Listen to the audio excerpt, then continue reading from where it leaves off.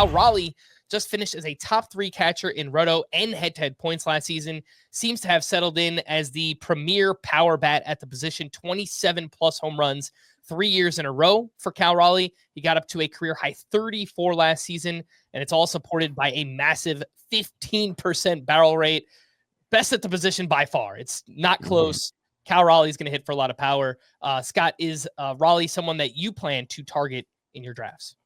Yeah, with more enthusiasm this year than ever, because I feel like the past couple years I was skeptical. He struck out a ton, and it just seemed like the batting average was in a really precarious spot. It kind of reminded me of Mike Zunino, the way he would sometimes make a splash with the power, but it always felt like he was walking a tightrope, and he wasn't a useful fantasy commodity for long. But Raleigh has basically done the exact same thing 3 years in a row now.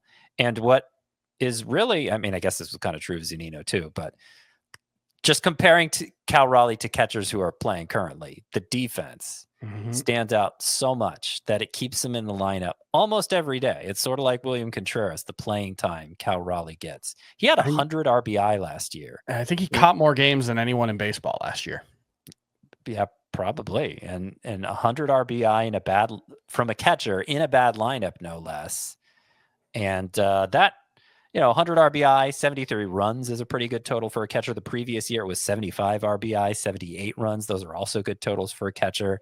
The 100 RBI might be an outlier, but the point is Cal Raleigh will give you a lot in those counting stats. So even if he is a liability in batting average, very likely to lead the position in home runs and give you a significant contribution in runs and RBI.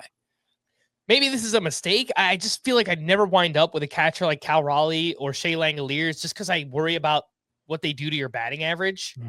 Obviously, you can insulate that a little bit depending on who you take earlier on.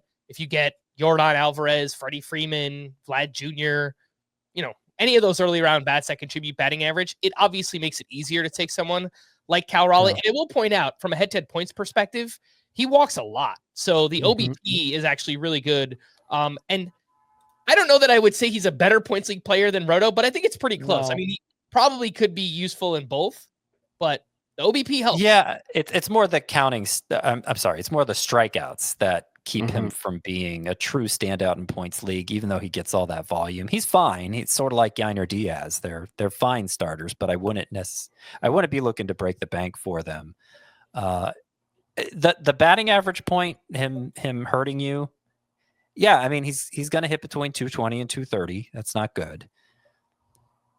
Most catchers are going to be a liability in batting average, Yeah. William Contreras, Adley Rutschman, Yainer Diaz, the three we talked about. Okay, they're probably going to help in batting average, but apart from that, catchers are more likely to hurt you than help you. So I don't get stuck on that with Raleigh. It may just be that I don't love the price anymore because nobody's overlooking him.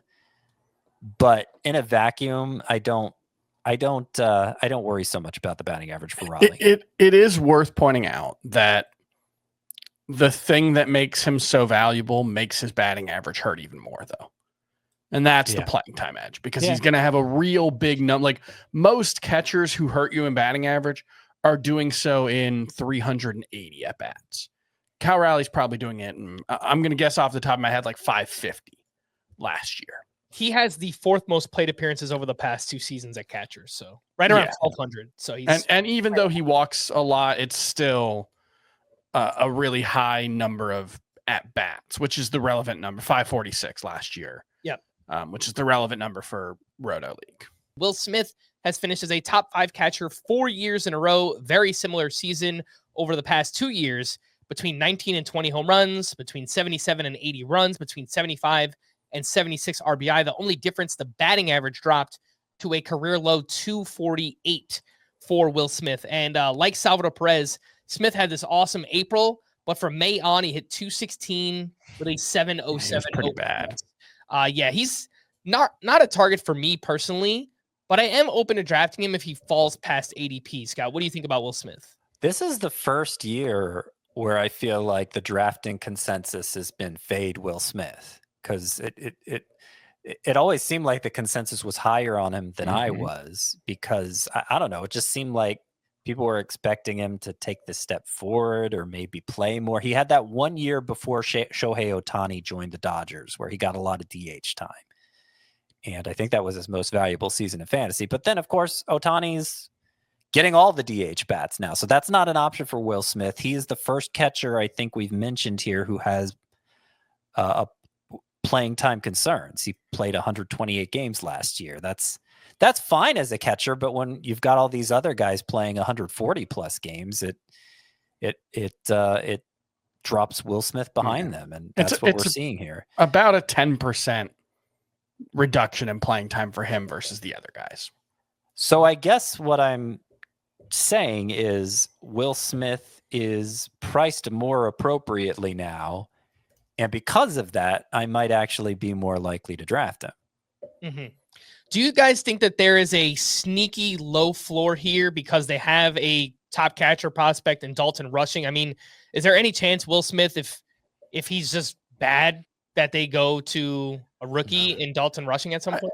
Are they going to bench the guy who's under contract for 7 more seasons? I don't think is that really a risk? I don't think that so. That extension is crazy to me. Right? Like it was like a 9-year extension before last year. Are there 8 years left on that contract? He is signed through 2033. So yeah, they are committed to Will Smith for the long haul. Now, the Dalton Rushing thing is interesting because clearly he's ready for a major league look. They were giving him some time in left field. I don't think that's so much because Rushing can't cut it as a catcher. It's just, well, he's not replacing Will Smith. So I think it's more likely that Rushing plays this hybrid role than, maybe serves as the backup to Will Smith and a part-time outfielder, or that Dalton Rushing, what happens to him is what happens to so many Dodgers prospects lately, and he just becomes trade bait. I do also think there is a chance for like 12 DH appearances for Will Smith, because there might be some times where Shohei Ohtani gets the day off after he starts. I don't know how likely it is, but it's possible. They have the flexibility to do it, certainly. Ohtani won't be starting until like May, I think. It's pretty much been confirmed. So as a pitcher, yeah, as a pitcher. So that might not be a thing early on in the season, but it wouldn't shock me if that happened a handful of times. Will Smith better in categories or head-to-head points?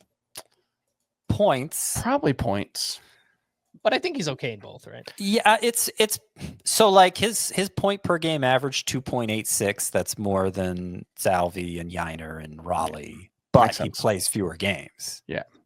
I think the way I'm looking at Will Smith is like he's not a difference maker anymore. You don't have to pay a difference maker's price for him, so it's fine.